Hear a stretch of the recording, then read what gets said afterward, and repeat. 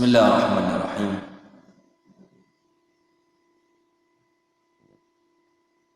Innal hamdalillah nahmaduhu ta'ala wa nasta'inuhu wa nastaghfiruh.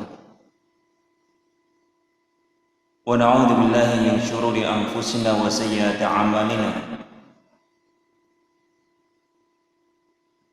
May yahdihillahu fala mudilla lahu wa may yudlil fala hadiya lahu. Asyhadu an la ilaha illallah wahdahu la syarika lahu wa asyhadu anna Muhammadan 'abduhu wa rasuluh sallallahu alaihi wa ala alihi wa sahbihi wa sallama tasliman katsira. Ikhwani fi din rahimani wa rahimakumullah. Insyaallah taala pada malam hari ini kita akan membahas atau mengkaji surat Al-Qari'ah.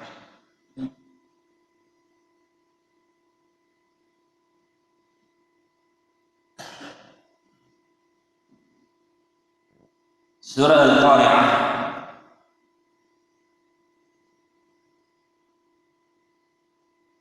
adalah surat yang tidak memiliki nama kecuali cuma satu nama saja, yaitu Al-Qari'ah. Laisa laha ismun illa Al-Qari'ah. Para ulama sepakat kalau surat Al-Qari'ah adalah surat Makkiyah, surat yang turun sebelum hijrah. Kalimuha sittun wa thalathuna kalimah. Di dalam surat Al-Qari'ah terdapat 36 kata. Wa hurufuha mi'ah wa thnani wa khamsuna harfan. Sedangkan huruf-hurufnya ada 152 huruf.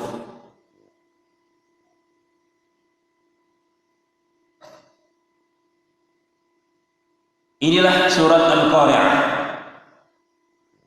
yang mana surat Al-Qari'ah terdapat padanya 11 ayat.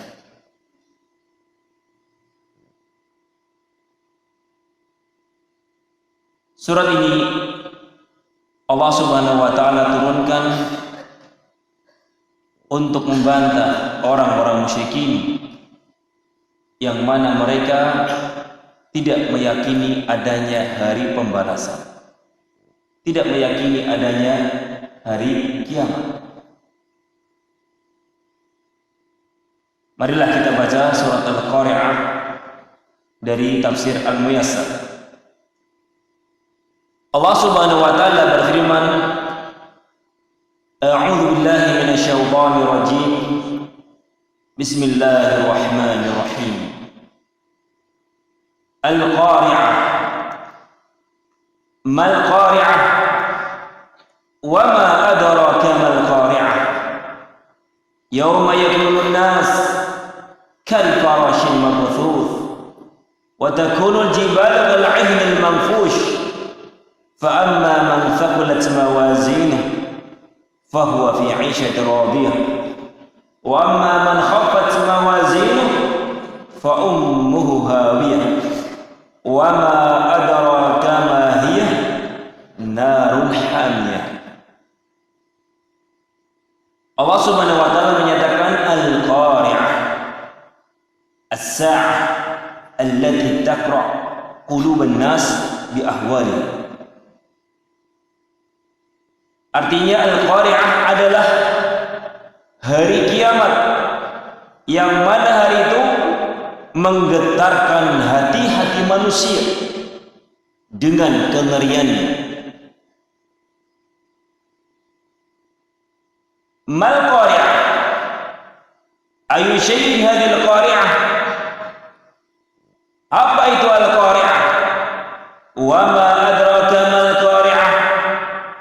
Wa ayu syai'in 'allamaka biha? Apakah engkau betul-betul telah mengetahui apa itu Al-Qari'ah? kal farashil mabthuth. Yani fi dzalikal yawm yakunu nas fi kathratihim wa tafarruqihim wa harakatihim kal farashil muntashir wa huwa alladhi yatasaqatu fin nar. Pada hari itu manusia saking banyaknya, karena banyak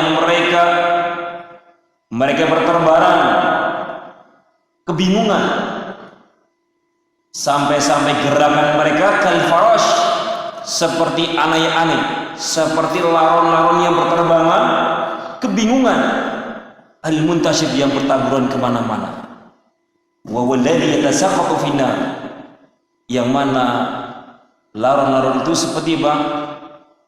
Berterbangan dan kemudian jatuh di dalam api. Ini keadaan manusia nanti pada hari kiamat. Allah Subhanahu wa ta'ala menyamakan atau menggambarkan keadaan mereka seperti binatang laron yang berada di malam hari, berterbangan, tidak beraturan, saling menabrak, dan kemudian mereka ketika melihat api, mereka menjatuhkan dirinya ke dalam api. Wa takunul jibal kahnil manfush, wa takunul jibal kahnil manfush, wa takunul jibal kasufi muta'addid alwan alladhi yunfashu bil yad fayasilu haba'an wa yazul. Ya, pada hari kiamat itu maka gunung-gunung itu seperti bulu-bulu yang jumlahnya banyak, beraneka ragam warnanya, yang apabila ditepuk oleh tangan langsung berhamburan. Gunung seperti itu keadaannya. Awalnya gunung itu kuat sebelum hari kiamat, tetapi ketika hari kiamat nanti Allah jadikan gunung itu lembek. Ditepuk saja Pak, gunung itu berhamburan seperti debu. Fayasiru haba'an wa yazul, maka berubahlah gunung-gunung tersebut seperti debu dan hilang. Fa amma man thaqulat mawazinuh fa huwa fi 'ishatin radiyah, wa amma man rajahat mawazinu hasanatihi fa huwa fi hayatin mardiyah fil jannah. Maka barang siapa yang timbangan kebaikannya itu lebih berat, maka dia berada dalam kehidupan yang memuaskan di surga. Wa amma man khafat mawazinu fa ummuhu hawiyah, yakni wa amma man khafat mawazinu hasanatihi wa rajat mawazinu sayyiatihi fa ma'wahu jahannam. Dan sebaliknya barang siapa yang timbangan kebaikannya ringan, dan sebaliknya malah justru timbangan keburukannya lebih berat, fama'wahu jahannam, maka tempat tinggalnya adalah di dalam neraka. Fa ummuhu hawiyah. Ummu artinya ibu. Kenapa kok neraka dinamakan dengan ummu sebagai ibu? Karena apa? Penghuni neraka itu selalu bersama neraka, sebagaimana seorang anak kecil bersama ibunya. Jadi penghuni neraka tidak akan pernah lepas dari apa? Dari neraka, dari siksaannya, sebagaimana anak kecil tidak pernah akan lepas dari ibunya. Sehingga dinamakan ummuhu, ibunya. Wa ma adraka ma hiya? Wa ma adraka ya Rasul ma hadhil hawiyah? Tidakkah engkau mengetahui Rasul, apakah itu al-hawiyah? Narun hamiyah. Di dalam neraka, indah narun qad hamiyat minal wuqud 'alaiha. Neraka yang dipanaskan dari berbagai macam bahan bakarnya. Itu apa? Bahan bakarnya bebatuan dan manusia. Ikhwani fillah rahimani wa rahimakumullah. Inilah surat Al-Qari'ah, yang mana Allah Subhanahu wa ta'ala di dalam surat ini menyebutkan sebagian kecil dari gambaran kengerian hari kiamat yang akan terjadi. Adapun kengerian yang lebih lengkap nanti pada surat Al-Infitar, At-Takfir, dan Al-Insyiqaq. Nabi alaihi salatu wasallam menyatakan, barang siapa yang ingin tahu bagaimana ngerinya hari kiamat, bacalah 3 surat ini. Apa itu? Takwir, Al-Infitar, dan Al-Insyiqaq. Ini barakallahu fikum, barang siapa yang ingin mengetahui bagaimana ngerinya dan dahsyatnya hari kiamat.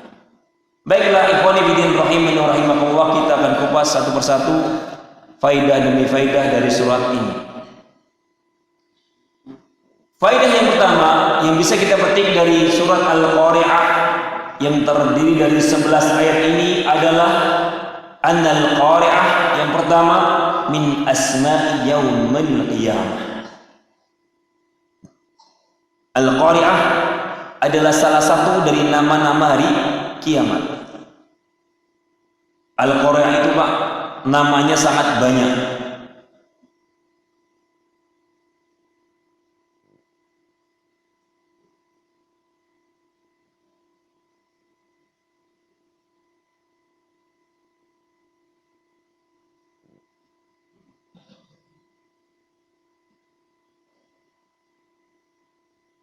Di antara nama-nama hari kiamat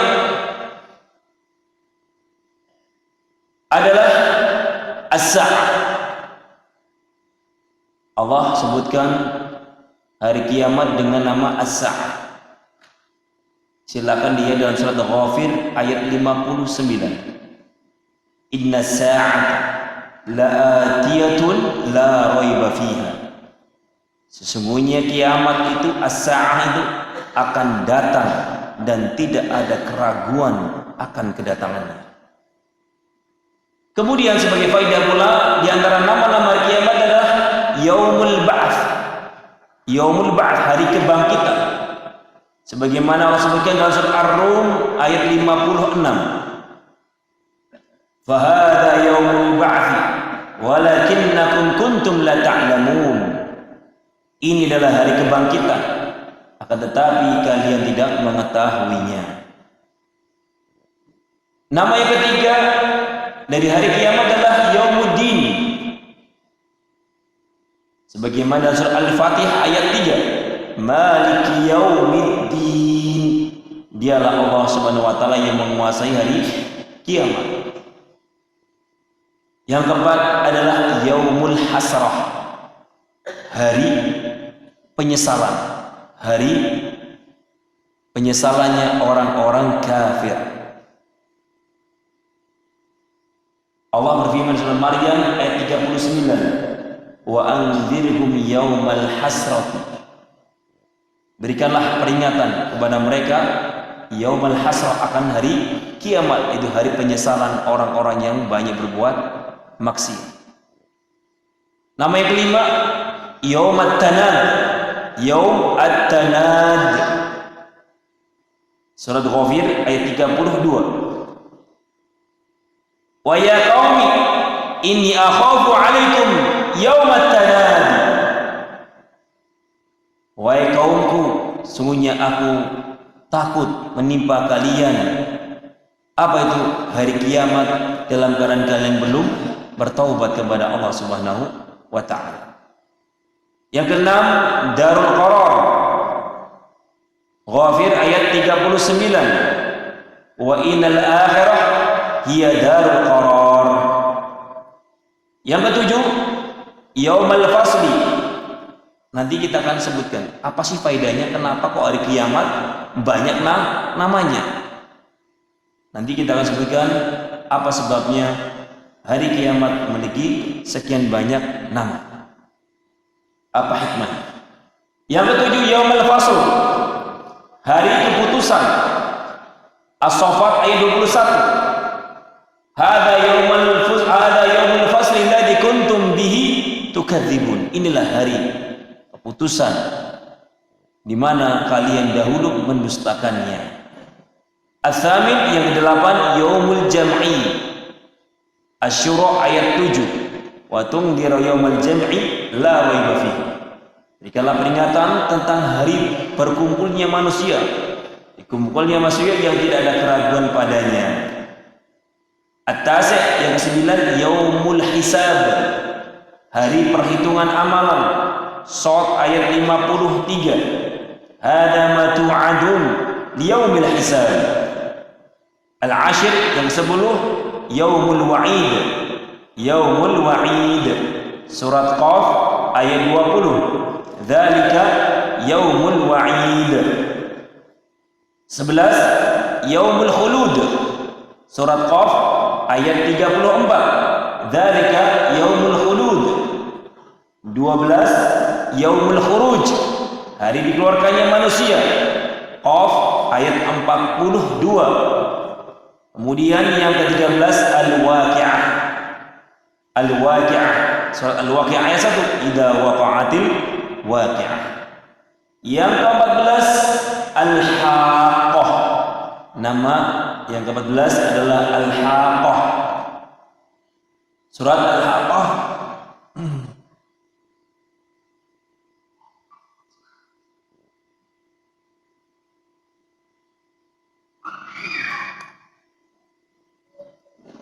ayat 1 sampai 3 sama dengan al-qari'ah, mal qari'ah, wa ma adraka mal qari'ah, al-haqqah, mal haqqah, wa ma adraka mal haqqah. Luar biasa. Yang ke-15 at-tamatul kubra. At-tamatul kubra. An-Nazi'at ayat 34. Yang ke-16 as-sakhah. Abasa ayat 33. Kemudian yang ke-17 adalah Al-Azifah. Ghafir ayat 18. Wa anzirkum yaumal azifati idil qulubu ladal hanajiri kadhimin. Ghafir ayat 18. Yang ke-18 adalah Al-Qari'ah. Nah, sekarang apa hikmahnya? Kenapa kok hari kiamat itu memiliki sekian banyak nama? Disebutkan oleh al-Imam Al-Qurtubi rahimahullah, anna syai' kullama 'azama qadruh kathurat asma'uhu. Segala sesuatu apabila kedudukannya agung, maka semakin banyak namanya. Artinya kenapa kok hari kiamat itu namanya banyak? Karena apa? Kedudukannya sangat agung, kedudukannya sangat besar di sisi Allah Subhanahu wa ta'ala, sehingga apa? Namanya banyak. Nabi SAW memiliki banyak nama. Nah, Nabi memiliki banyak nama, Al-Hashim, ya, dan yang lain sebagainya, ya. Fabar kenapa? Karena Nabi adalah Nabi yang paling agung, berbeda dengan nama yang Nabi yang lainnya. Demikian juga fabar terutama dalam Allah Subhanahu wa ta'ala. Allah dengan keagungannya dan kekuasaannya yang luar biasa memiliki sekian banyak nama yang tidak kita bisa menghitungnya. Jadi anna syai' kullama 'azama qadruh kathrat asma'uhu. Ini kaidah. Segala sesuatu yang dimana dia memiliki kedudukan yang besar, maka semakin banyak nama-namanya. Termasuk di sini adalah Rasulullah sallallahu alaihi wasallam. Kemudian faidah yang kedua dari surat Al-Qari'ah adalah at-tahdhir min ahwal al-qiyamah. Di sini Allah Subhanahu wa taala mengingatkan tentang kengerian hari kiamat. Faidah yang kedua adalah peringatan dari kengerian hari kiamat. Di mana Pak? Allah Subhanahu wa taala mengulang kalimat itu 3 kali. Al-Qari'ah, mal Qari'ah, wa ma adraka mal Qari'ah. Allah ulang pertanyaannya 3 kali. Agar apa? Memacu, memberikan motivasi orang yang mendengar semakin penasaran apa itu Al-Qari'ah. Kok diulang-ulang 3 kali? Sebagaimana Nabi alaihi salatu wasallam apabila ingin menyebutkan perkara yang besar, beliau ulang-ulang 3 kali. Di antaranya apa? Tentang dosa-dosa besar. Ala unabbiukum bi akbaril kabair, ala unabbiukum bi akbaril kabair, ala unabbiukum bi akbaril kabair. Wa Maka aku tunjukkan kepada kalian dosa-dosa yang paling besar. Diulang-ulang 3 kali. Kenapa? Karena setelah itu ada pemberitahuan tentang hal-hal yang penting untuk diketahui oleh manusia. Termasuk di sini tentang Al-Qari'ah. Disebutkan di dalam ayat ini Allah Subhanahu wa taala menjadikan gunung yang tadinya kuat, luar biasa. Gunung yang kokohnya seperti itu, besok pada kiamat akan menjadi debu, terbangan. Ketika manusia memegang gunung tersebut seperti seperti bulu-bulu. Kalau kita lihat bulu-bulu ditumbuh-tumbuhkan kemudian kita tepuk, maka hancur, terbangan bulu-bulu tersebut. Gunung nanti pada hari kiamat seperti itu. Jadi ketika nanti manusia dibangkitkan dari alam kuburnya mereka, sudah tidak ada gunung lagi, semua rata. Ketika manusia nanti dibangkitkan di alam kubur, itu semua rata dan tidak ada cahaya satupun. Matahari sudah nggak ada. Matahari sudah tidak ada. Sehingga gelap gulita di saat itu. Ketika manusia dibangkitkan oleh Allah Subhanahu wa taala dari kuburan mereka. Sehingga mereka saling kebingungan, gelap gulita. Kemana mereka harus berjalan? Kemana harus mereka melangkah? Ini barakallahu fikum di antara kengerian hari kiamat. Gunung-gunung semuanya Allah Subhanahu wa taala jadikan mereka hancur, lebur, berterbangan seperti debu. Dalam surat Al-Hajj lebih ngeri lagi. Allah Subhanahu wa taala menyatakan dalam Al-Qur'an, ya ayuhan nas ittaqu rabbakum inna zalzalatas sa'ati syai'un 'adzim. Wahai manusia, takutlah kalian kepada Rabb kalian. Sesungguhnya goncangan hari kiamat itu syai'un 'adzim. Ada sesuatu yang sangat mengerikan, sesuatu yang sangat membuat kita ketakutan. Yauma tarawnaha tadhalu kullu murdi'atin amma arda'at. Di saat itu ketika terjadi hari kiamat, huru hari kiamat, maka kamu akan melihat bagaimana seorang ibu yang sedang menyusui meninggalkan anak-anaknya, ditaruh anaknya lari kabur. Bayangkan anak yang sedang disusui ditinggalkan, saking ngerinya hari kiamat. Semuanya nafsi-nafsi menyelamatkan dirinya sendiri-sendiri.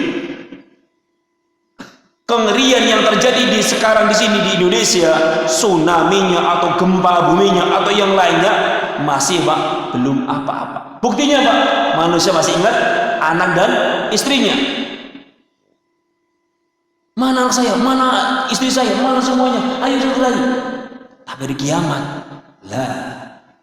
semuanya nafsi-nafsi. Sampai-sampai ibu yang sedang menyusui mereka meletakkan bayinya mereka masing-masing dan mereka kabur. Wa tad'u kullu dzati hamlin hamlaha.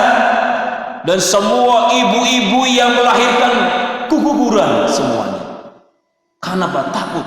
Biasanya kalau ibu-ibu hamil takutan atau sedang stres itu mengalami keguguran. Di saat hari kiamat semua wanita-wanita yang hamil mengalami keguguran. Karena takut. Wa taron nas sukara wa ma hum bisukara. Engkau melihat manusia itu orang bingung, seperti orang mabuk padahal mereka tidak mabuk. Walakin adzaballah syadid. Semua itu terjadi karena karena azab Allah Subhanahu wa taala yang sangat mengerikan. Ini makanya fabarakallahu fikum, siapkan perbekalan sebaik-baiknya. Ada seorang sahabat bertanya kepada Rasulullah SAW, ya Rasulullah, mata sa'ah, kapan datangnya hari kiamat? Maka Nabi kemudian mengatakan, ma'adattallaha, kamu tanya hari kiamat kapan terjadinya. Sekarang saya mau tanya, Sudah berapa persiapanmu, perbekalanmu untuk menghadapi hari kiamat? Ditanya. Kamu nunggu-nunggu kereta api mau pergi, apa yang sudah kamu siapkan dari perbekalan? Engkau menunggu hari kiamat, sekarang sudah berapa perbekalanmu untuk menyambut hari kiamat? Sahabat itu luar biasa. Ya Rasulullah, ma'adatu syai'an, aku tidak mempersiapkan apapun kecuali apa? Hanya punya bekal. Aku sangat cinta kepada Allah dan Rasulnya. Artinya bukan cuma ini aja Pak, semua yang aku lakukan adalah perbekalan yang paling penting dari aku, yang aku miliki adalah aku cinta Allah dan Rasulnya. Kemudian Nabi mengatakan, anta ma'aman ahbab, engkau akan dikumpulkan bersama orang yang kamu cinta. Kaum muslimin rahimani rahimakumullah, ini as-sa'ah sudah dekat di mata kita. Bahkan kata Nabi alaihi wasallam, dekatnya kiamat itu seperti apa? Dekatnya kita dengan apa? Tali sendal kita. Itu dekatnya kita. Demikian juga Pak, kematian kita seperti Pak, dekatnya tali sendal kita dengan diri kita. Artinya kapanpun bisa terjadi. Oleh karena itu kaum muslimin rahimakumullah, perhatikanlah dengan apa? Membahas Al-Qari'ah ini, barakallahu, harapannya Pak, kita bisa segera menata diri menyambut hari esok itu Pak, hari kiamat, dengan memperbanyak amalan-amalan yang soleh. Kemudian barakallahu, kengerian yang kedua yang disebutkan di dalam apa? Surah Al-Qari'ah, manusia ketika keluar dari kuburan-kuburan mereka Pak, dalam keadaan bertebaran, kebingungan, tidak ada cahaya, seperti apa? Anai-anai, seperti laron-laron yang berterbangan, nabrak sana, nabrak sini. Inilah keadaan manusia di saat nanti pada hari kiamat. Faedah yang ketiga adalah fayanbaghi 'alal muslim an yatadhakkara dhalika al-yawm wa an ya'mal al-asbab allati tunjihi min karabihi wa ahwalihi. Faedah yang ketiga, setelah kita petik dua faedah tadi, maka sepantasnya seorang muslim senantiasa mengingat-ingat kapan ini kiamat akan terjadi, dan hendaknya dia mempersiapkan segala hal dan mengamalkan segala sebab-sebab yang bisa menyelamatkan dia dari kengerian hari kiamat. Yang ketiga adalah sepantasnya seorang muslim untuk selalu mengingat akannya hari kiamat, akan datangnya hari kiamat, dan beramal, mengamalkan sebab-sebab yang bisa menyelamatkan dia dari kengerian hari kiamat. Sebab-sebab yang bisa menyelamatkan kita dari kengerian hari kiamat itu sangat banyak. Telah disebutkan oleh Rasulullah SAW. Dan di antara yang bisa menyelamatkan kita dari kengerian hari kiamat, hari pembalasan, adalah at-tanfis anil muslimin, menolong dan meringankan beban kaum muslimin. Nabi alaihi salatu wasalam dalam hadis Abi Hurairah, beliau menyatakan, man nafasa an mu'minin kurbatan min kurabid dunya, nafasa Allahu anhu kurbatan min kurabi yaumil qiyamah. Muttafaqun alaih, atau rawahu Muslim. Perhatikan, Nabi alaihi salatu wasallam menyatakan, barang siapa nafasa an mu'minin, barang siapa yang meringankan beban saudaranya walaupun sekedar sedikit dari kesusahan yang dia dapatkan di dunia, barang siapa yang meringankan beban saudaranya di dunia, maka Allah akan melepaskan dia beban-beban pada hari kiamat. Perhatikan, barang siapa yang meringankan beban saudaranya di dunia, maka Allah akan apa? Meringankan bebannya pada hari kiamat. At-tanfis, melihat saudaranya sedang butuh, gak usah nunggu-nunggu. Kamu nggak minta tolong sama saya, nanti saya tolong. Nggak perlu. Ya, kalau memang Anda tahu kalau dia sedang butuh, bantu. Jangan apa nunggu dia kemudian meminta. Wah, gengsi. Jangan. Ketika saudaranya barakallahu fikum ya sedang angkat beban ke mobil, salah kita ada, Pak, ada bisa yang bantu? Salah. Sudah jelas-jelas dia butuh bantuan. Kenapa pernyataan kita malah Pak, bisa saya bantu? Nggak perlu nunggu, iya tolong bantu saya, nggak perlu.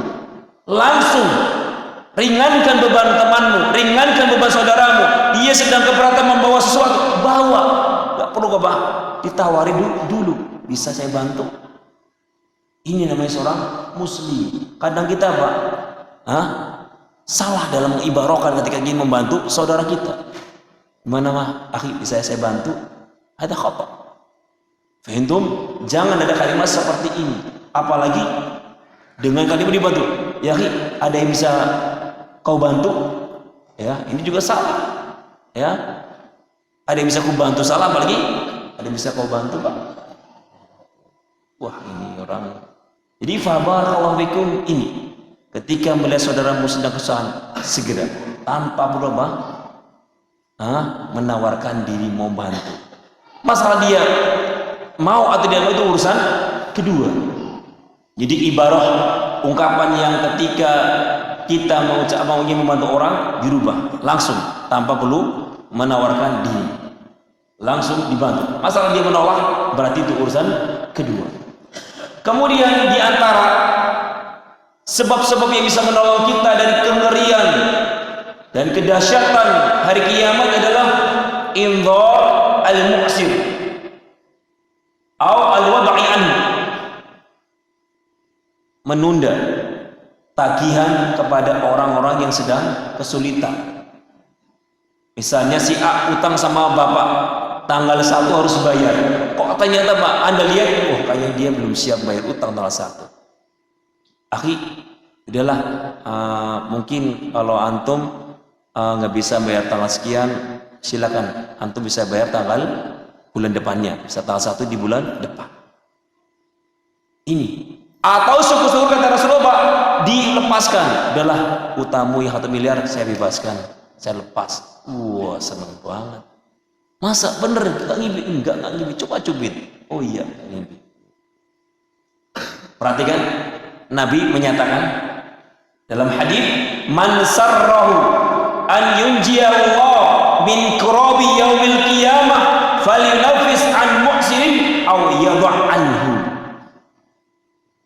Man sarrahu, barang siapa yang berharap an yunjiyallah min kurabi yaumil qiyamah, akan membebaskan dia dari kengerian hari kiamat, falyunafis an mu'sirin, hendaklah dia memaafkan, menunda tagihan utang dari orang yang sedang kesulitan, atau melepaskannya, memaafkannya. Udahlah, nggak usah dibayar.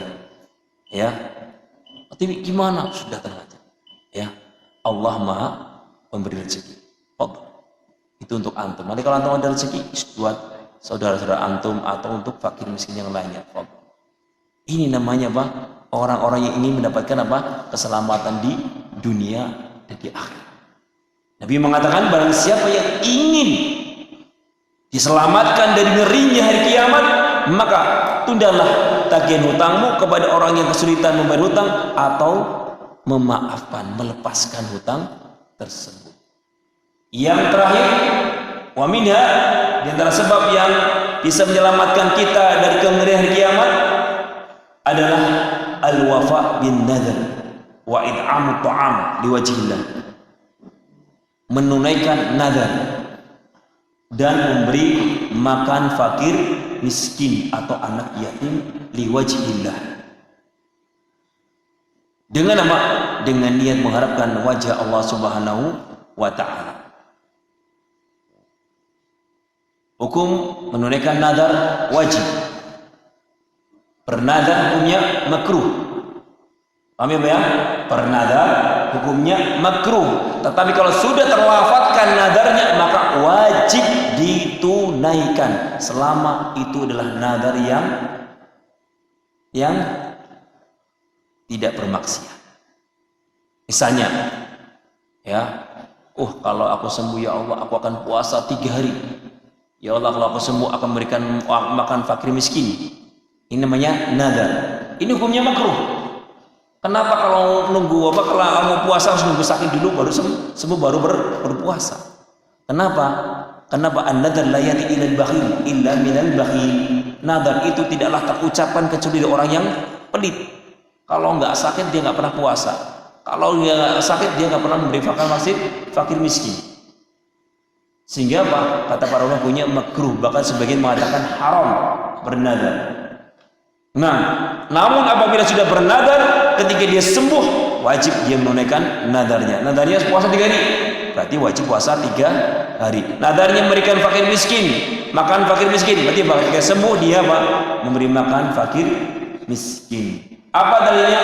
Surat Al-Insan ayat 7-12.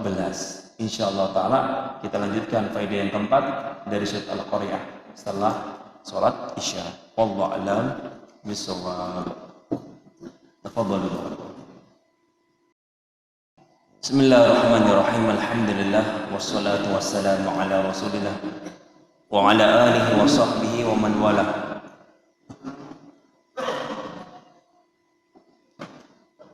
Marilah kita lanjutkan faedah dari surat Al-Qari'ah ini.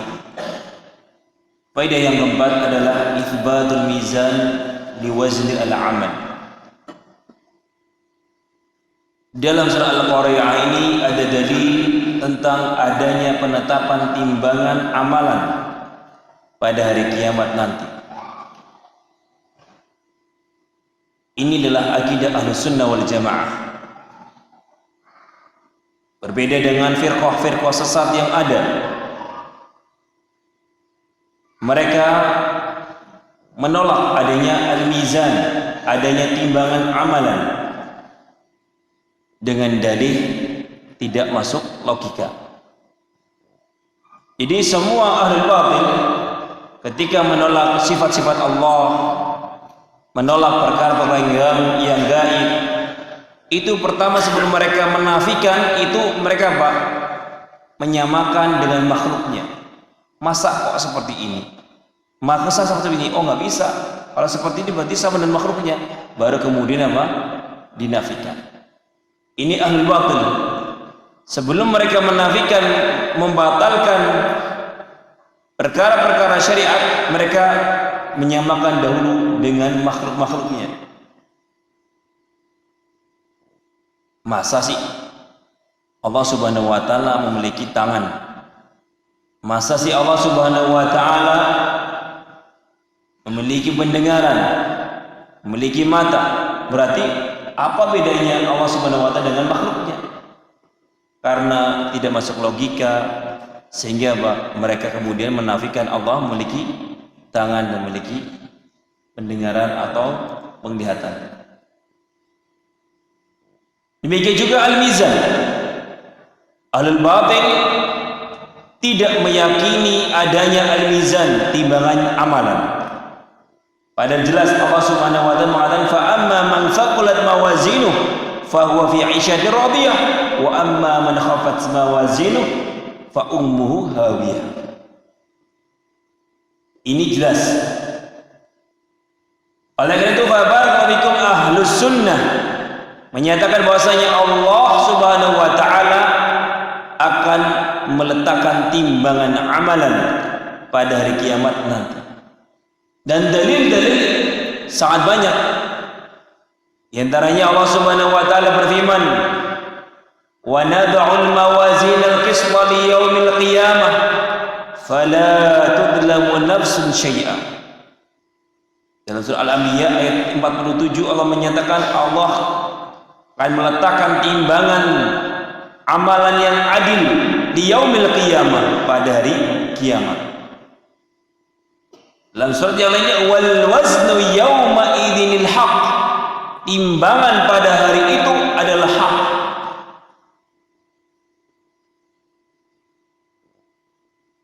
Kemudian apakah timbangan tersebut satu ataukah banyak?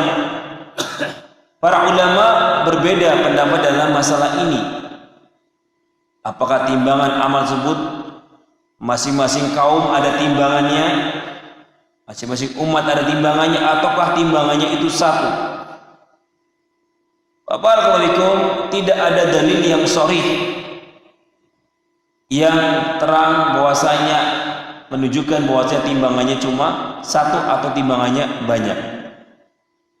Namun barakallahu,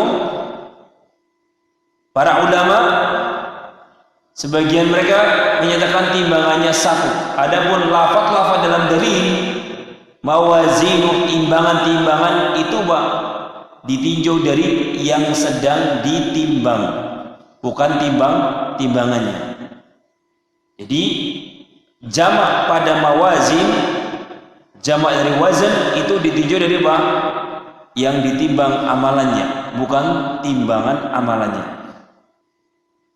Dan timbangan ini adalah timbangan yang nyata, memiliki dua sisi satu dan sisi satunya lagi, yaitu sisi kanan dan sisi kiri. Seperti di dunia, timbangan ada kanan ada kiri.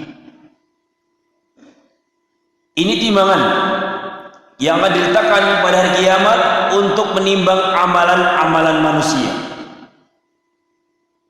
Sekarang, apakah yang ditimbang amalannya ataukah orangnya? Maka barakallahu para ulama di dalam masalah ini terjadi perbedaan pendapat. Ada yang menyatakan bahwasanya yang ditimbang itu adalah amalannya dengan dalil hadis Abi Hurairah di mana Rasulullah SAW menyatakan kalimatan khafifatan 'ala lisan thaqilatan fil mizan. Dua kalimat yang ringan di lisan tetapi berat di timbangan. Berarti yang ditimbang apa? Amalannya. Pendapat yang kedua menyatakan tidak. Yang ditimbang itu orangnya, bukan amalannya. Apa dalil mereka? Dalilnya adalah Nabi alaihi salatu wasallam bersabda dalam hadis Abi Hurairah juga, "Innahu la ya'ti ar-rajulu al-'azim as-samin yaumal qiyamah la yazinu 'inda wajhah ba'udah iqra'u fala nuqimu lahum yaumal qiyamati wazna." Muttafaqun alaih. Di hari kiamat nanti akan didatangkan orang yang besar, gemuk pada hari kiamat. Kemudian ketika ditimbang, ternyata timbangannya enggak seberat sayap nyamuk. Ini dalil bahwasanya orangnya ditimbang. Kemudian pendapat yang ketiga yang menyatakan bahwasanya yang ditimbang itu adalah rapot amalan manusia, bukan amalannya, bukan orangnya. Mereka juga punya dalil hadis al-bitaqah, fatud'u as-sijillat fi kiffatin wal bitaqah fi kaffatin fatashat as-sijillat wa thaqulat al-bitaqah fala yadhkuru ma'a ismillahi syai'un. Syahid di sini Allah meletakkan apa? Lembaran-lembaran atau catatan-catatan amalan manusia. Pendapat yang terakhir inilah pendapat yang rajih, pendapat yang kuat bahwasanya semuanya ditimbang. Dengan apa? Menggabungkan semua dalil-dalil yang ada. Dalil pertama sahih, pendapat kedua dalil juga sahih, dalil yang ketiga juga sahih. Sehingga kata para ulama di antara Syekh bin Baz, Ibnu Katsir dan yang lainnya menyatakan semua ditimbang pada hari kiamat, amalannya, orangnya, dan juga rapot amalannya. Inilah pendapat yang rajih dengan menggabungkan semua dalil-dalil yang ada.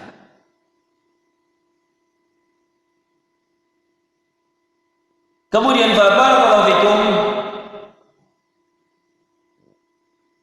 apa hikmah adanya timbangan amalan?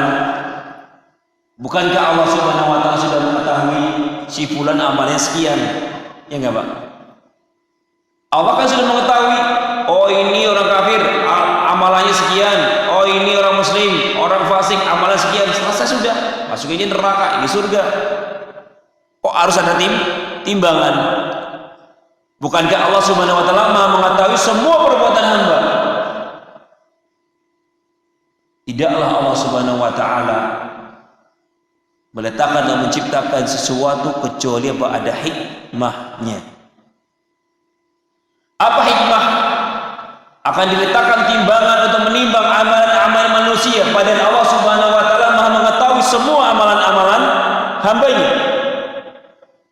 Maka hikmahnya terkait dengan ahlul iman, apabila orang yang beriman ditimbang, maka agar mereka mengetahui bahwasanya apa yang mereka dapatkan dari surga adalah apa? Karena apa? Karena rahmat Allah Subhanahu wa ta'ala.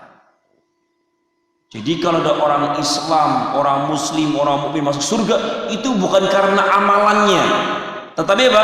Karena kasih sayang Allah kepada dirinya. Dia Muslim, dia mukmin. Sampai-sampai ada seorang yang membunuh berapa? 99 orang, kemudian apa? Membunuh satu lagi hingga genap 100. Belum sempat beramal kecuali cuma niat taubat. Ternyata Bang, Allah Ta'ala dia masuk surga. Semuanya karena apa? Rahmat Allah Subhanahu wa ta'ala. Jadi apabila ada orang hidupnya sholat terus, apakah melazimkan ya orang itu menjadi penghuni surga? Tidak. Semua manusia masuk surga dari kalangan orang-orang yang beriman itu karena semata-mata karena rahmat Allah, kasih sayang Allah Subhanahu wa ta'ala. Bahkan ada orang yang punya banyak dosa, banyak dosa-dosanya, ketika ternyata di sidang di hari kiamat ternyata Pak ditetapkan sebagai penghuni surga. Ini semua Pak karena rahmat Allah Subhanahu wa ta'ala. Bahkan ada orang yang berjihad luar biasa, atau pembaca Al-Quran luar biasa, atau orang yang berilmu luar biasa, bersedekah luar biasa, ternyata Pak termasuk 3 golongan yang pertama kali dilemparkan dalam neraka. Jadi barakallahu fikum, jangan pernah kita magrur dengan apa? Dengan sekian banyak amalan-amalan kita, tetapi banyak-banyaklah minta rahmat Allah Subhanahu wa ta'ala. Karena dengan rahmat inilah kita bisa istiqomah di atas sholat kita. Dengan rahmat Allah kita bisa istiqomah di atas taklim kita. Dengan rahmat Allah kita bisa istiqomah di atas sedekah kita, puasa kita, dan yang lain sebagainya. Kalau bukan karena rahmat Allah, kita nggak bisa beribadah. Makanya doanya Allahumma adkhilni bi rahmatika fi ibadika sholihin. Ini doa, minta rahmat Allah. Ya Allah, Allahumma adkhilni, masukkanlah aku ya Allah dengan rahmatmu termasuk orang-orang yang soleh. Nabi alaihi wasallam berdoa juga, Allahumma ya hayy ya qayyum bi rahmatika astaghitsu aslih li sya'ni kullah wa la takilni ila nafsi tarfata ain. Meminta dengan rahmat Allah Subhanahu wa ta'ala. Jadi barakallahu fikum, ini manusia ketika dia masuk surga bukan karena apa? Semata-mata karena hasil dari jerih payahnya dia, tapi semua adalah karena rahmat Allah Subhanahu wa ta'ala. Makanya Nabi mengatakan dalam hadits Abu Hurairah, dalam riwayat Al-Bukhari juga Muslim, beliau menyatakan lan yudkhila ahadan amaluhu al-jannah. Tidaklah sekali-kali amalan seseorang bisa memasukkan dia ke dalam surga. Wala ya Rasulullah, termasuk engkau ya Rasulullah? Iya, termasuk aku.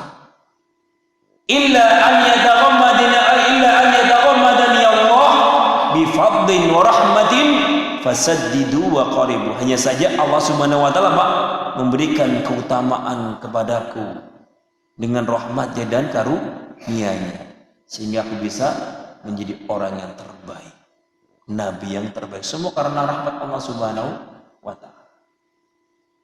Adapun bagaimana hikmah bagi orang-orang kafir, tentunya hikmahnya berbeda. Ditegakkannya timbangan kepada orang-orang kafir agar apa? Mereka mengetahui akibat dari semua perbuatan-perbuatan mereka. Kenapa kamu selalu neraka? Karena amalan-amalan burukmu. Kenapa kamu selalu neraka? Karena kedurhakaanmu, kekufuranmu, kesyirikanmu, kebid'ahanmu. Ini semua Pak, keadilan Allah Subhanahu wa ta'ala binisbah terkait dengan mereka. Makanya Pak, ketika sudah ditimbang, fa'tarafu bidzambihim. Ketika ditimbang, ya Allah, baru mereka Pak sadar mengakui dosa-dosa mereka. Makanya orang-orang kafir ketika ditimbang pada kiamat mereka menyesal. Menyatakan dalam surah Al-Mulk, "Lau kunna nasma' aw naqil ma kunna min ashabis sa'ir." Fa'tarafu bidzambihim. Dua, seandainya kalau dahulu kunna nasma' wa naqil, kami dahulu mau mendengar dan mau menghayati semua ayat-ayat Allah, nasihat-nasihat Allah, baik dari Al-Quran maupun dari hadis, maupun dari para kajian-kajian da'i ahlus sunnah, mau mendengarnya dan menghayatinya, makuna min ashabis sa'ir. Fa'tarafu bidzambi. Mereka mengakui dosa-dosa mereka ketika kapan? Sudah dihadapkan azab Allah Subhanahu wa ta'ala.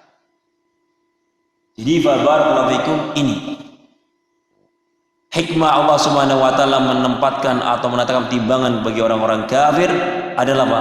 Agar mereka tahu bahwasanya Pak, semua yang mereka dapatkan dari azab karena apa? Perbuatan-perbuatan mereka. Adapun orang yang beriman apa? Tadi Pak, agar orang beriman tahu bahwasanya Pak, semua yang kamu dapatkan dari surga karena rahmat Allah, bukan karena apa? Dirimu. Kemudian barakallahu fikum, faedah selanjutnya adalah al-hafdhu 'ala al-a'mal tuthqil fil mizan. Di dalam surat Al-Qari'ah terdapat apa? Motivasi untuk kita banyak beramal yang bisa memperberat timbangan kebaikan kita di hari kiamat. Di dalam surat Al-Qari'ah ini terdapat faedah anjuran untuk banyak beramal yang bisa apa? Memperberat timbangan kebaikan kita nanti di hari kiamat nanti. Apa sih Ustaz?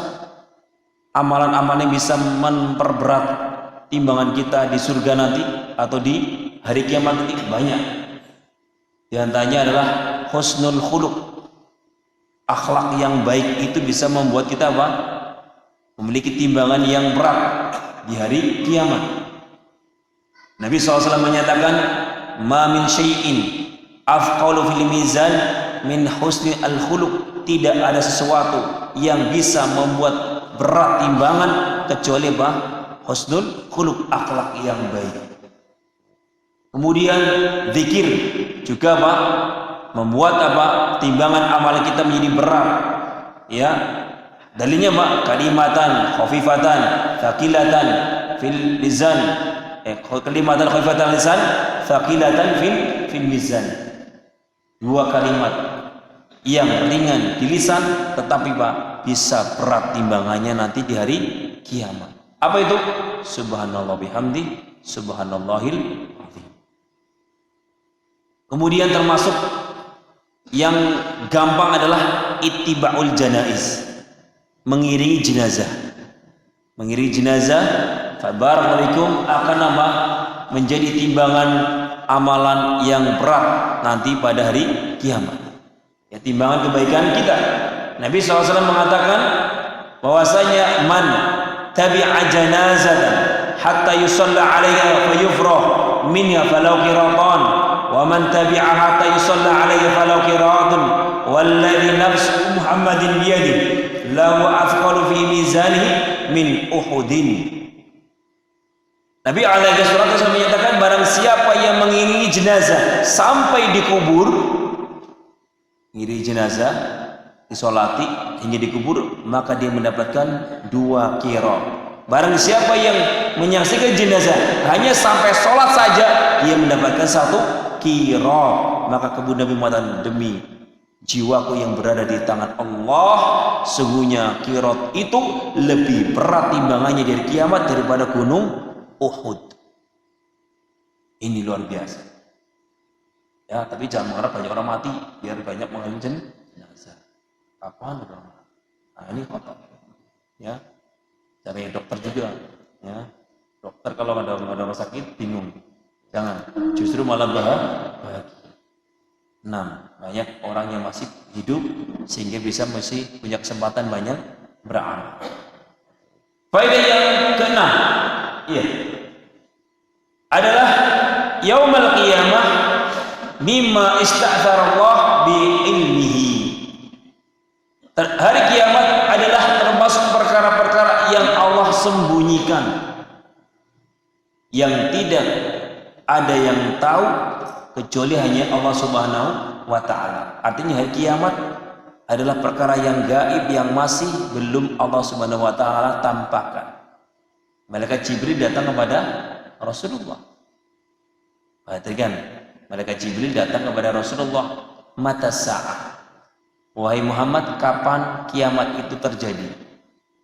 Maka Nabi mengatakan, mal mas'ulu anha bi'a'lama minas sa'il.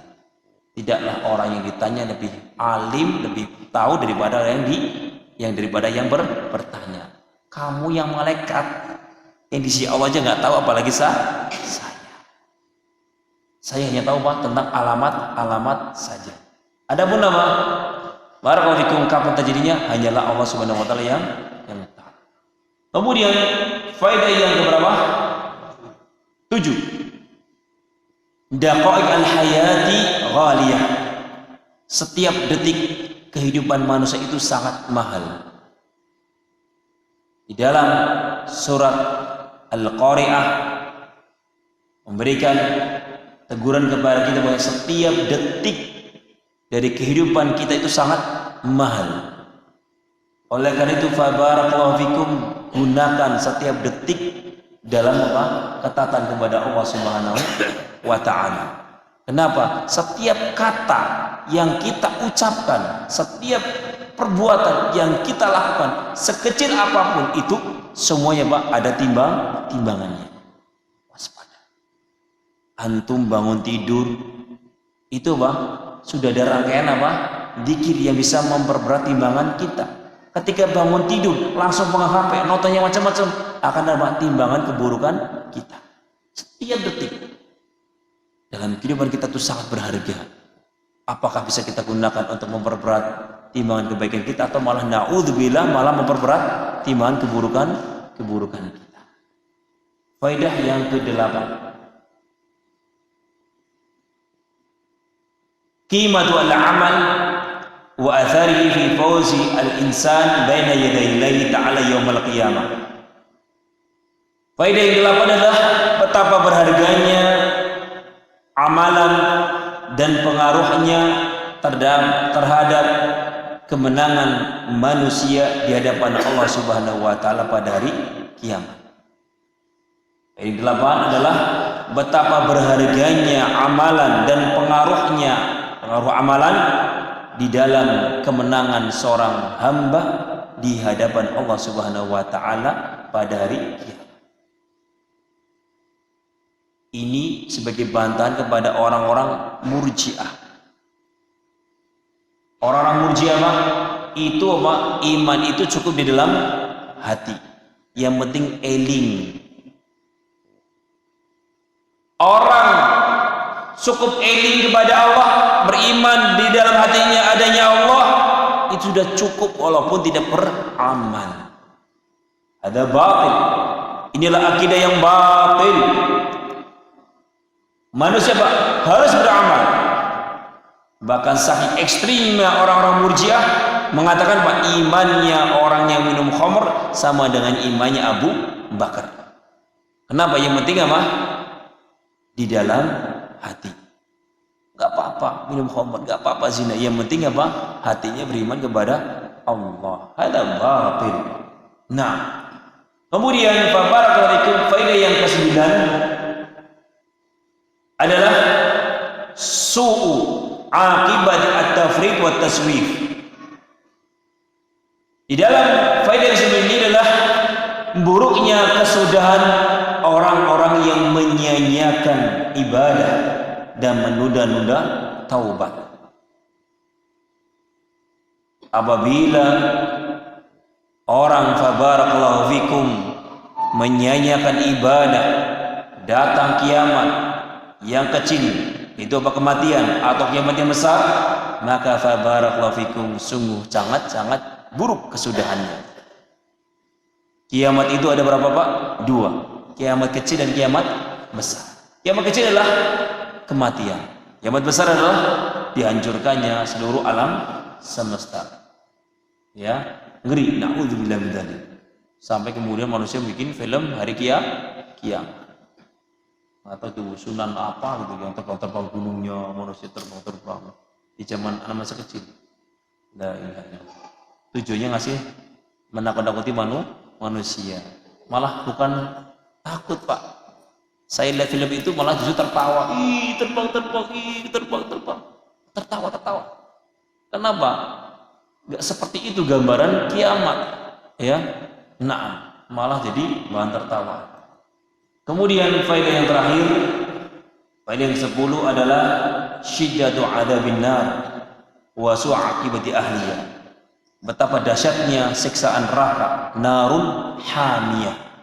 Neraka yang dipanaskan, 500 tahun dipanaskan, kemudian setelah panas ditambah lagi 500 tahun lagi. Yang bahan bakarnya dari apa? Wa quduhan nasu wal hijarah.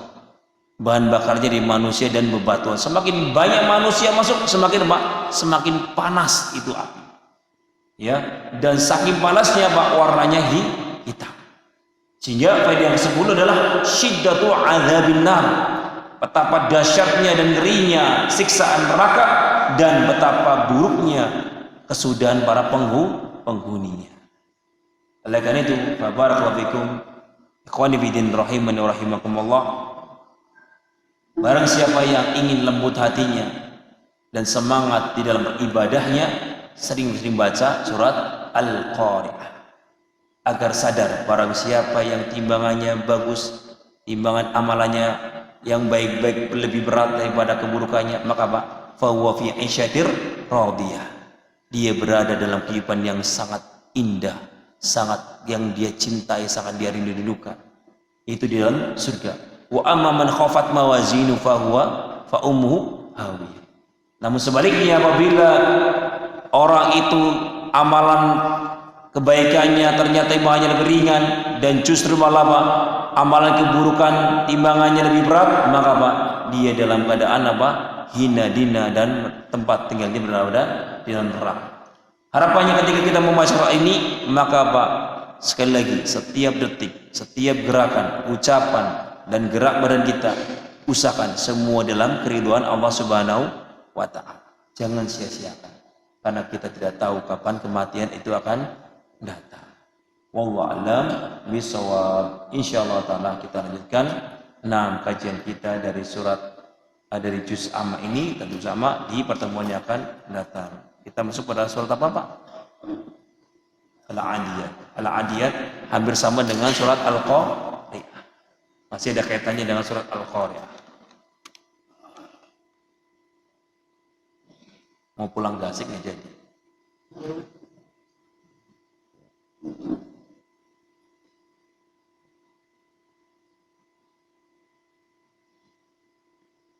Ustadz mau bertanya, bagaimana kalau kita lupa dahulu pernah bernadar tapi lupa isi nadarnya? Barakallahu fikum, kafaratul nadar kafaratul yamin. Kafarahnya nadar adalah seperti kafarah sumpah. Jika kita lupa dan nggak tahu nadarnya, sudah dibayar dengan kafarah. Apa itu kafarahnya? Membebaskan 1 budak atau memberi makan 10 fakir miskin atau memberikan baju fakir miskin. Kalau nggak mampu, puasa 3 hari. Antum semuanya, aduh, mau beri makan nggak mampu, mau beri pakaian apalagi. Berarti ya udah puasa 3 hari. Nah, ini kafarah an-nadhar, sebagai tebusan atas nadar kita. Kalau memang kita tidak tahu.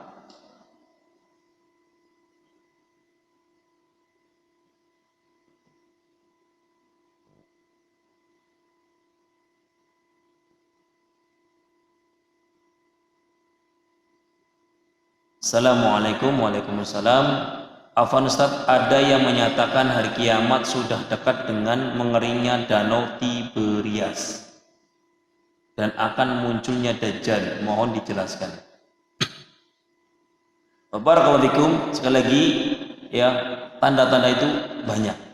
Ya, tanda-tandanya kiamat itu banyak. Barakallahu fikum ya.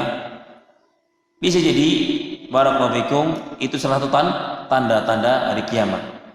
Namun sekali lagi harus ada dalil yang sahih ya, dari Al-Quran maupun dari Sunnah Rasulullah SAW tentang hal tersebut.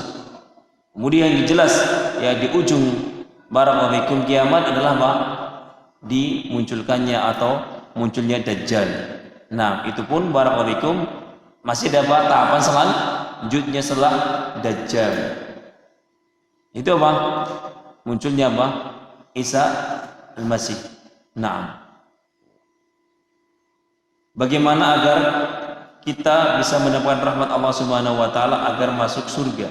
Karena amal-amal kita yang baik belum tentu menjamin kita masuk surga. Barakallahu fikum. Rahmat Allah Subhanahu wa taala akan datang kepada orang yang beriman dengan sekian banyak jalan. Di antaranya adalah apa tadi? Ini ngaji. Ya.